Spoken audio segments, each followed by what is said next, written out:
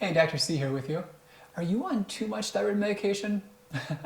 My experience is that a lot of people who are doing non-conventional thyroid treatment with functional doctors or holistic type endocrinologists, they're often on too much. And it's a real paradox because too much can feel just like too little. You could be taking a higher dose than you need, and because of that, you could have symptoms like hair loss or weight gain or fatigue.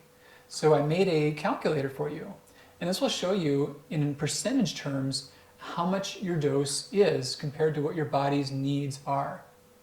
Now, there's a concept of a physiologic dose, and what that means, that's how much thyroid hormone your body would make all by itself if it were working perfectly.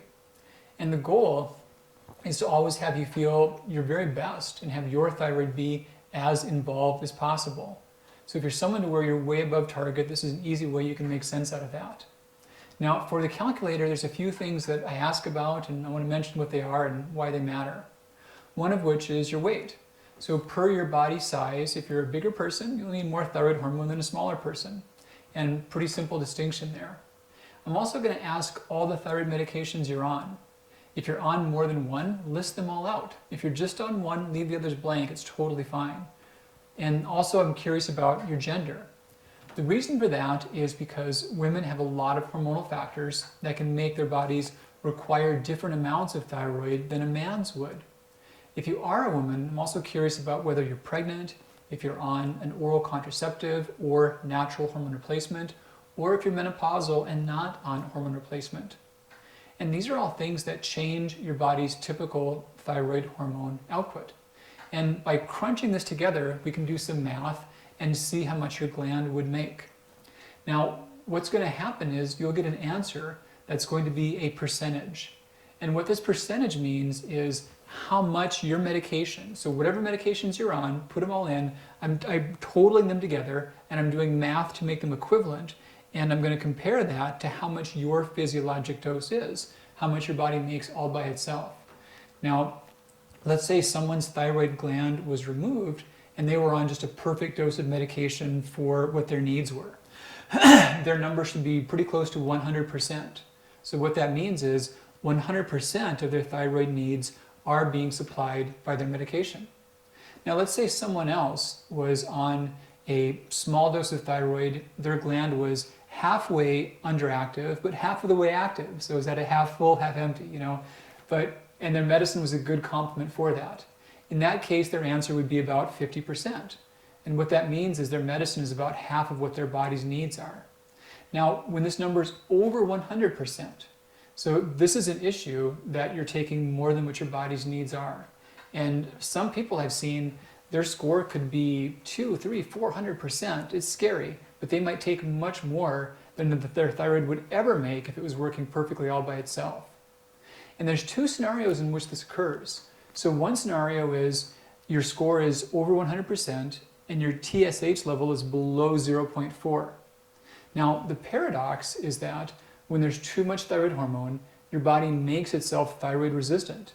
You're generating more reverse T3. You may even lower your T3 levels internally. They may not be high, they might be low, normal or low range. And T4, same thing, it could be high, normal, or low. It can all happen. And of course, if there's way too much, T3 can be elevated, but not always. The first thing to happen is the TSH will go down before the other hormones change significantly. And you can feel just like you're getting too little. You can look at lists of hypothyroid symptoms, you could check all those boxes, and that completely happens. And you're just getting too much. That's all there is to it. It's that simple.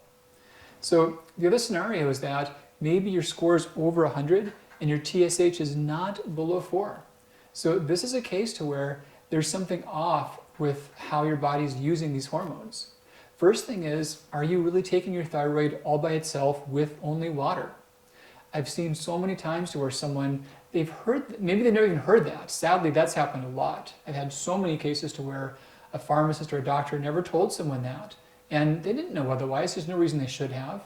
And they were taking it with their breakfast, maybe with antacids, calcium supplements, and they weren't absorbing it. I remember one gal, she was on a really high dose of thyroid, more than she needed, and her scores kept saying she was low. And I swear I was like standing in my head, are you sure you're taking it with only water? And finally she was, okay, truth be told, I take it with my orange juice. And I said, okay, let me guess. This is a calcium fortified orange juice. Calcium is notorious for binding up with thyroid hormones. And she said, yeah, I guess it is. So the solution was I actually lowered her dose a lot and had her take it with water, and it worked out about right.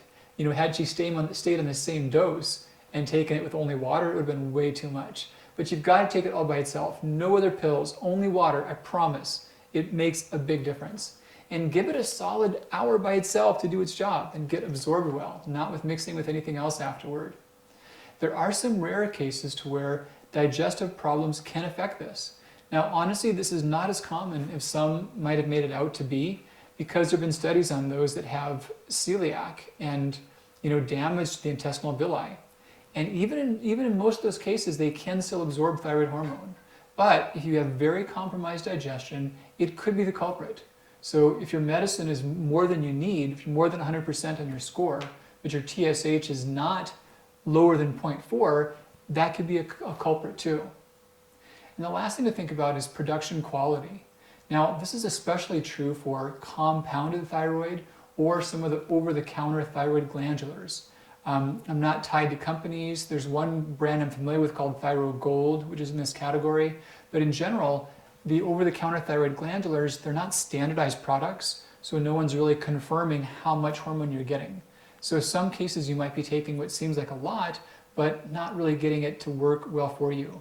Compounded medications, the amount that you're being given might make perfect sense. I was doing a book signing recently, and I saw a gal who was telling me about her dose of thyroid hormone, and it was extremely high. It was compounded, and she was a small, petite gal, and her dose was roughly about 6 times what her body would have ever made by itself. So had she done this, her score would have been like 600% or so. Yet her TSH was not pushed down. And that was scary. And she did say she was on a compounded version of T3. So the scary part was that what she was getting was probably a lot less than what she thought, but the next batch might have been what she thought, or it could have even been more because it wasn't consistent. So she could have had a very dangerous effect from that. I encouraged her to not be on compounded thyroid for that reason. So yeah, if your score is above 100, but your TSH is normal or not below range, that could be another culprit. But I made this calculator to help you make sense out of things, and hope you find that useful. Plug in your numbers, you can see if your dose is too high, and just have some good awareness about that. And knowledge is power, and power can equal better health, and better health equals a better life for all of us. Dr. C here with you, and take great care. Bye-bye.